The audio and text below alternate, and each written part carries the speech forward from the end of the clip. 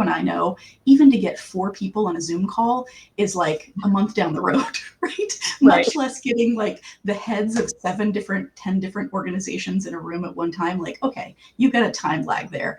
And then you've got to have the meeting, and then you've got to have the agenda. So like there are like truly administrative processes that are part of that as well. But I do think pulling back that curtain and making AVMA, I don't want to say taking away the prestige, but like maybe a little bit of that perceived sort of stuffiness and formality. I don't know that as much of it is there as people perceive to be there at this point. So I hope I can bring a little bit friendlier version and continue to do that. I mean, you've met me. I rarely have been accused of being a wallflower. So I will often meet folks and sort of put them together and say, oh, yeah, you guys should talk. And so I'm hoping that I can continue to bring that, mission for my own self, but also for our organization together.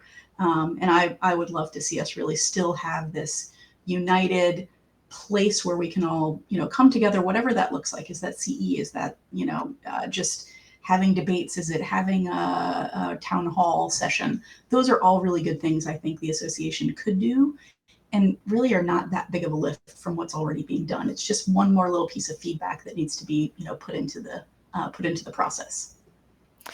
Yeah, I love that. And I think, we were talking about the sustainability of AVMA membership and a community that includes very new people to the profession and maybe younger people in the profession. And it seems like Gen Z wants that interaction and that transparency. I feel old when I talk about Gen Z, but it seems like that sort of organization on high that makes declarations and statements about things is not the way that many of our younger members are going to want things done. So that increased transparency seems like a good step in that direction. Speaking of younger members, because we both were those people at one point. It seems like 100 years ago, but it was true. I think it was like 2 years ago. I think it right? was. Yeah, I mean, I'm 27, right? Yeah, for sure. I'm going to be 27 forever.